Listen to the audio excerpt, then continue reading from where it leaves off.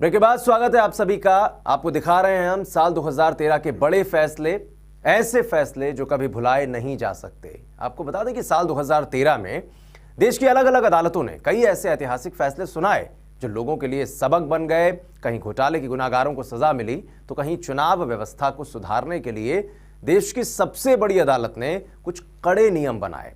कुल मिलाकर अगर कहें तो साल 2013 के अदालती फैसले हमेशा हमेशा के लिए यादगार बन गए। और ऐसे ही कुछ और फैसलों को हम दिखाते हैं आपको अपनी इस खास रिपोर्ट में।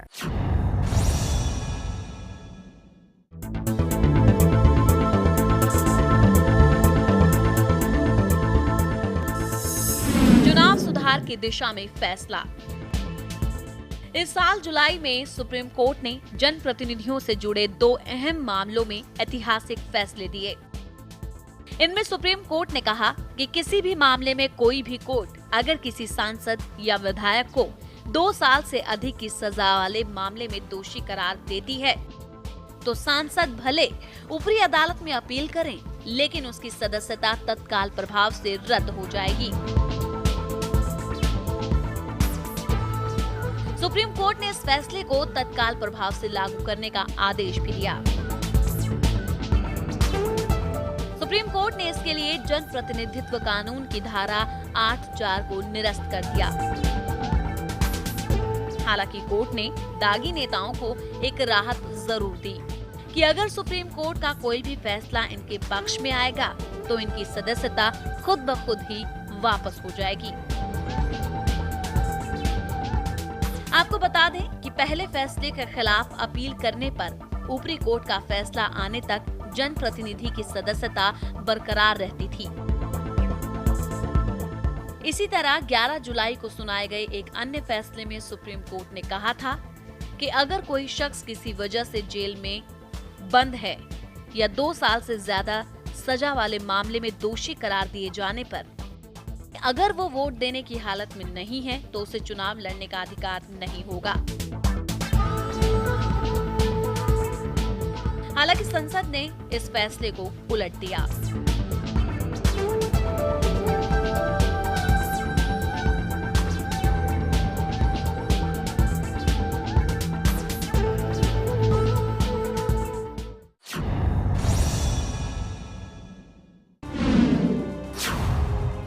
सुप्रीम कोर्ट के कुछ बड़े फैसले।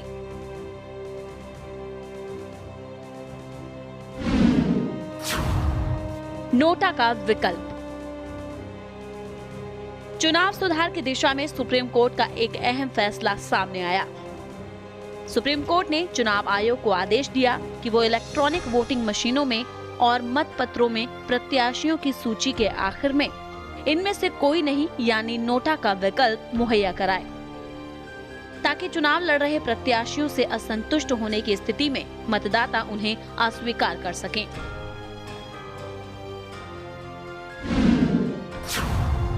घोषणा पत्र के मुद्दों का नियमन। सुप्रीम कोर्ट ने चुनाव आयोग को आदेश देते हुए कहा कि चुनावी घोषणा पत्र के मुद्दों के नियमन के लिए कोई दिशा निर्देश नहीं है, लिहाजा चुनाव आयोग इस पर दिशा निर्देश तैयार करे। आदेश में कहा गया कि मुफ्त उपहार देने के राजनीतिक दलों के वादों से चुनाव लड़ रहे उम्मीदवारों का स्तर प्रभावित होता है और चुनावी प्रक्रिया दूषित होती है। घोषणा पत्र चुनाव आचार संहिता लागू होने से पहले प्रकाशित होते हैं। ऐसे में आयोग इसे अपवाद के रूप में आचार संहिता के दायरे में ला सकता है।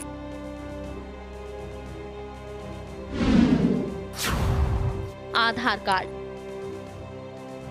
सुप्रीम कोर्ट ने 2013 के सितंबर महीने में अपने एक फैसले में कहा कि आवश्यक सेवाओं जैसे एलपीजी कनेक्शन, टेलीफोन कनेक्शन के लिए आधार कार्ड अनिवार्य नहीं है।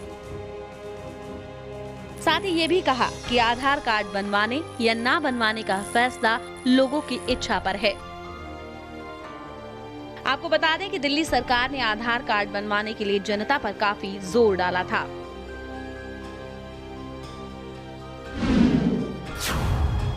लाल बत्ती। देश में लाल बत्ती के बढ़ते गैर कानूनी इस्तेमाल पर शिकंजा कसने के लिए दिसंबर में सुप्रीम कोर्ट ने एक बड़ा आदेश दिया। सुप्रीम कोर्ट ने कहा कि सिर्फ संवैधानिक पद पर बैठे लोगों को ही लाल बत्ती का उपयोग करने की इजाजत मिलेगी। इसके अलावा पुलिस, एम्बुलेंस और अन्य आपात सेवा को नीली बत्ती का इस्तेमाल करना होगा। सुप्रीम कोर्ट ने अपने फैसले को लागू करने के लिए केंद्र और सभी राज्य सरकारों को 3 महीने का वक्त दिया। कोर्ट के मुताबिक राज्य सरकारें लाल बत्ती का इस्तेमाल करने वाले लोगों की लिस्ट नहीं बढ़ा सकती। सुप्रीम कोर्ट के आदेश के मुताबिक अब सिर्फ आपात सेवा में सायरन का इस्तेमाल होगा। उसकी भी आवाज ऐसी होनी चाहिए कि लोगों को उससे परेशानी ना हो।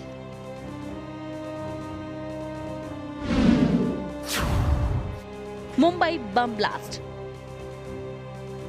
1993 में मुंबई में हुए बम ब्लास्ट मामले में सुप्रीम कोर्ट ने भगौड़े याकूब मेमन को सबसे बड़ा दोषी करार देते हुए उसकी मौत की सजा को बरकरार रखा, जबकि अभिनेता संजय दत्त की सजा 6 साल से घटाकर 5 साल कर दी।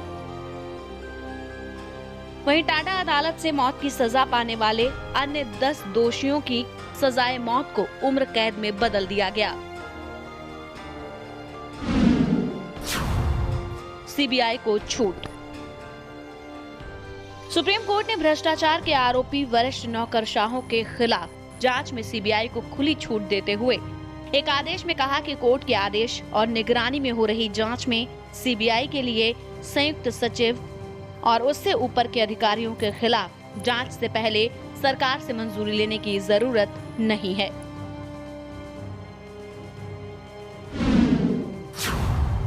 जहर की श्रेणी में तेजाब।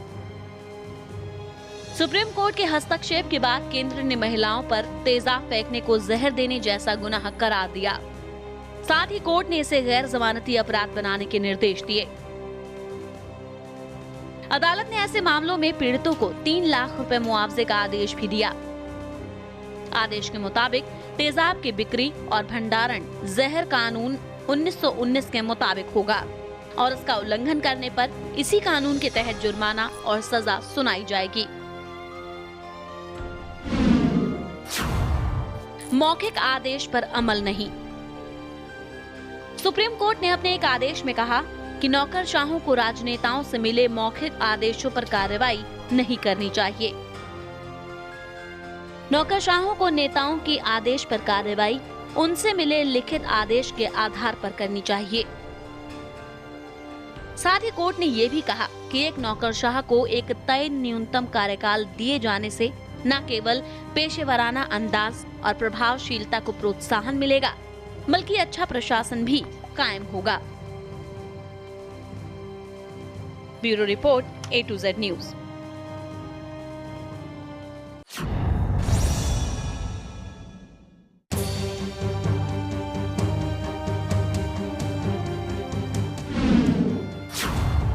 सुप्रीम कोर्ट की अहम टिप्पणी। जनहित मुद्दों पर दी टिप्पणियां। इस साल सुप्रीम कोर्ट ने आम जनता की दिक्कतों को समझते हुए जनहित में कई अहम टिप्पणियां की। देश की सबसे बड़ी अदालत ने शिक्षा से लेकर स्वास्थ्य तक, समाज से लेकर सुरक्षा तक कई गंभीर मुद्दों में हस्तक्षेप किया और सरकार से जवाब मांगा। शिक्षा। देश में शिक्षा अपने उद्देश्य को नहीं पा सकी है, इसमें तत्काल सुधार की जरूरत है। स्वास्थ्य। दवाओं का क्लिनिकल परीक्षण लोगों के फायदे के लिए होना चाहिए, न कि कंपनियों के फायदे के लिए। सुरक्षा। सुरक्षा रसूख दिखाने का जरिया बन गई है और इसका गलत इस्तेमाल हो रहा है। ऐसे व्यक्तियों को सुरक्षा क्यों प्रदान की जा रही है, जबकि आम आदमी खुद को असुरक्षित महसूस कर रहा है। समाज। किन्नर समाज में अछूत बने हुए हैं, उनके लिए बहुत कुछ किया जाना बाकी है। अब शिक्षा, स्वास्थ्य, कुपोषण, समाज कल्याण, सुरक्षा, भ्रष्टाचार जैसी शिकायतों को लेकर लोग सुप्रीम कोर्ट का दरवाजा खटखटा रहे हैं। ऐसे मामलों में सुप्रीम कोर्ट लगातार सरकार को दिशा निर्देश भी जारी कर रहा है। इससे साफ है कि जो काम सरकार को करना चाहिए था, उसे लेकर अब लोग सुप्रीम कोर्ट से उम्मीद लगा रहे हैं।